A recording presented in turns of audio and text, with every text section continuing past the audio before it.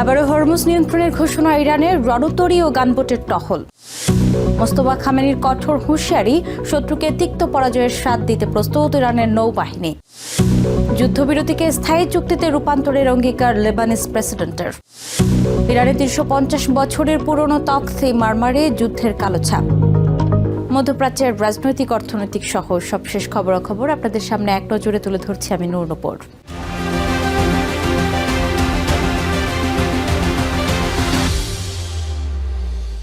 আবারও উত্তপ্ত হয়ে উঠেছে বিশ্বের গুরুত্বপূর্ণ সমুদ্রপথ হরমুজ প্রণালী। ওয়াশিংটনের বিরুদ্ধে জলদস্যুতা ও অবরোধের অভিযোগ এনে আবারও প্রণালীটির নিয়ন্ত্রণ নিজেদের সশস্ত্র বাহিনীর অধীনে নেয়ার ঘোষণা দিয়েছে তেহরান।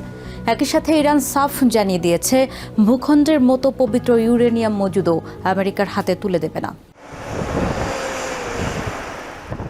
একদিন আগেই লেবানন ও ইসরায়েলের যুদ্ধবিরতির জেরে হরমুজ প্রণালী খুলে দেওয়ার ঘোষণা দেওয়া হলেও 24 ঘন্টা পার হতে না হতেই আবারও তা বন্ধের ঘোষণা দিল তেহরান। শনিবার সকালে ইরানের ইসলামিক রেভলিউশনারি গার্ড কর্পের এক বিবৃতিতে জানানো হয়, এই কৌশলগত জলপথের নিয়ন্ত্রণ এখন সম্পূর্ণভাবে সশস্ত্র বাহিনীর অধীনে। আমেরিকা বারবার প্রতিশ্রুতি ভঙ্গ করেছে এবং অবরোধের নামে জলদস্যুতা চালাচ্ছে। এই পরিস্থিতিতে হরমুজ প্রণালীর নিয়ন্ত্রণ আমাদের সশস্ত্র বাহিনীর কঠোর ব্যবস্থাপনায় ফিরে এসেছে। যতদিন না তারা ইরানের জাহাজের পূর্ণ চলাচলের উপর বিধিনিষেধ তুলছে, এই অবস্থা অপরিবর্তিত থাকবে। তেহরান বলছে, সদিচ্ছা দেখিয়ে তারা কিছু বাণিজ্যিক জাহাজ চলাচলের অনুমতি দিলেও ওয়াশিংটনের উস্কানিতে পরিস্থিতি পাল্টে গেছে। এদিকে হরমুজ প্রণালীতে একটি ট্যাঙ্কারে আইআরজিসির গানবোট থেকে গুলি বর্ষণের অভিযোগ তুলেছে ব্রিটিশ মেরিটাইম সংস্থা UKMTO। এর আগে হরমুজ প্রণালী খুলে দেওয়ার ঘোষণায় শত শত জাহাজ প্রণালীটি পার হওয়ার চেষ্টা করে, কিন্তু শনিবার অধিকাংশ জাহাজ প্রণালীর উভয় দিক থেকেই ফিরে যেতে বাধ্য হয়। এদিকে উত্তেজনার আরেক কারণ ইরানের সমৃদ্ধ ইউরেনিয়াম।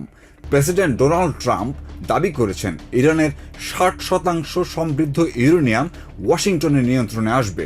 তবে সেই দাবিকে হাস্যকর বলে উড়িয়ে দিয়েছে তেহরান। পররাষ্ট্র মন্ত্রণালয়ের মুখপাত্র ইসমাইল বাঘি বলেন, বিষয়টি কখনোই উত্থাপনই করেনি ওয়াশিংটন। হস্তান্তরের দাবি তো পুরোপুরি ভিত্তিহীন। ইরানের সমৃদ্ধ ইউরেনিয়াম কোনো অবস্থাতেই অন্য কোথাও স্থানান্তর করা হবে না। ইরানের প্রতিটি ইঞ্চি মাটি আমাদের কাছে যতটা গুরুত্বপূর্ণ এবং পবিত্র, এই বিষয়টিও আমাদের কাছে ঠিক ততটাই গুরুত্বপূর্ণ। এই বিষয়টি কখনোই আলোচনায় আসেনি। ইরানের পার্লামেন্ট স্পিকার মোহাম্মদ বাঘের ঘালিভাফ হুঁশিয়ারি দিয়েছেন, ইউএস অবরোধ বহাল থাকলে হরমুজ প্রণালী কোনোভাবেই উন্মুক্ত থাকবে না। তেহরানের এই শীর্ষ কূটনৈতিক বলেন, কার অনুমতিতে এবং কোন পথে জাহাজ চলবে তা নির্ধারণ করবে কেবল ইরান। এক্সপোস্টে ঘালিভাফ বলেন, ইউএস প্রেসিডেন্ট 1 ঘন্টায় 7টি দাবি করেছেন, যার সবগুলোই ছিল মিথ্যা। তারা এই মিথ্যা দিয়ে যুদ্ধে জয়ী হয়নি এবং আলোচনায় তারা নিশ্চিতভাবে কোনো ফল পাবে না। ওয়াশিংটন ও তেহরানের এমন অনড় অবস্থানে বিশ্ববাজারে জ্বালানি তেলের বড় ধরনের সংকটের আশঙ্কা করছেন বিশ্লেষকেরা। Saif Rakib, TVN 24 news desk. ইরানের সর্বোচ্চ নেতা মোস্তফা খামেনি ইউএস ইসরায়েলকে নতুন তিক্ত পরাজয়ের স্বাদ দিতে নৌবাহিনী প্রস্তুত বলে হুঁশিয়ারি দিয়েছেন। শনিবার রাষ্ট্রীয় টেলিভিশনে প্রচারিত বার্তায় তিনি বলেন, আমেরিকান ষড়যন্ত্র বিচ্ছিন্নতাবাদীদের রুখে দিয়ে আইআরজিসি মহাকাব্যিক সাফল্য অর্জন করেছে। ইরানের সর্বোচ্চ নেতার দাবি, দেশটির Islamic Revolutionary Guard Corps IRGC এখন যে কোনো সময়ের চেয়ে শক্তিশালী। মোস্তফা খামেনি বলেন, জনগণের সমর্থনের ফলে দেশটির সামরিক বাহিনী বিশ্ববাসীর কাছে শত্রুদের দুর্বলতা উন্মোচন করে দিয়েছে। তেহরানের ড্রোন সক্ষমতার কথা তুলে ধরে তিনি বলেন, ইরানের ড্রোনগুলো যেভাবে আমেরিকা ও ইসরায়েলি শক্তির উপর আঘাত হানছে, ঠিক সেভাবেই শত্রুদের বড় পরাজয়ের স্বাদ দিতে প্রস্তুত তেহরান। লেবাননের প্রেসিডেন্ট জোসেফ আউন বলেছেন, ইসরায়েলের সাথে আলোচনা কোনো দুর্বলতা নয়, বরং সার্বভৌমত্ব রক্ষার প্রচেষ্টা। আর নিজ দেশের স্বার্থ রক্ষায় যে কোনো জায়গায় যেতে প্রস্তুত বলেও জানান তিনি। লেবাননে যুদ্ধবিরতি ঘোষণার পর স্থানীয় সময় শুক্রবার জাতির উদ্দেশ্যে ভাষণে তিনি হিজবুল্লাহর যুক্তি খণ্ডন করে বলেন, বৈরুত এখন থেকে নিজেদের সিদ্ধান্ত নিজেরাই নেবে। লেবাননকে আর কারো যুদ্ধের ময়দান হতে দেবেন না বলে অঙ্গীকার করেন তিনি। أما الآن نقف جميعا أمام مرحلة جديدة. আমরা এখন এক নতুন অধ্যায়ের সামনে দাঁড়িয়েছি, যেখানে আমাদের লক্ষ্য সাময়িক যুদ্ধবিরতি থেকে একটি স্থায়ী চুক্তিতে পৌঁছানো। আমি আপনাদের স্পষ্টভাবে বলতে চাই, এই আলোচনা কোনো দুর্বলতা, পিছুটান বা নতি স্বীকার নয়, বরং এটি আমাদের অধিকারের প্রতি দৃঢ় বিশ্বাস এবং জনগণের প্রতি দায়বদ্ধতা থেকে নেয়া একটি শক্তিশালী সিদ্ধান্ত। এখন থেকে আমরা আমাদের সিদ্ধান্ত নিজেরাই নেব। লেবানন আর কারো যুদ্ধের ময়দান হিসেবে ব্যবহৃত হবে না। بل هي قرار نابع من قوة إيماننا بحقنا. ইরানের ঐতিহাসিক ও বিশ্ব ঐতিহ্যবাহী স্থাপনাগুলো যেন এখন কেবলই ধ্বংসের ক্ষতচিহ্ন। সাম্প্রতিক ইউএস ইসরায়েলি হামলায় তেহরানের গোলিস্তান প্যালেস থেকে শুরু করে ইস্পাহানের 350 বছরের পুরনো তখতে মারমার সবই এখন লণ্ডভণ্ড। ইরানি কর্মকর্তারা বলছেন, ঐতিহাসিক এসব সম্পদ পুরো পৃথিবীর। এগুলো ধ্বংস করার অর্থ পৃথিবীর উত্তরাধিকার বিনষ্ট করা। ইতিহাস ঐতিহ্যের মূল্যবান এমন স্থাপনার এমন ক্ষয়ক্ষতি নিয়ে গভীর উদ্বেগ জানিয়েছে ইউনেস্কো।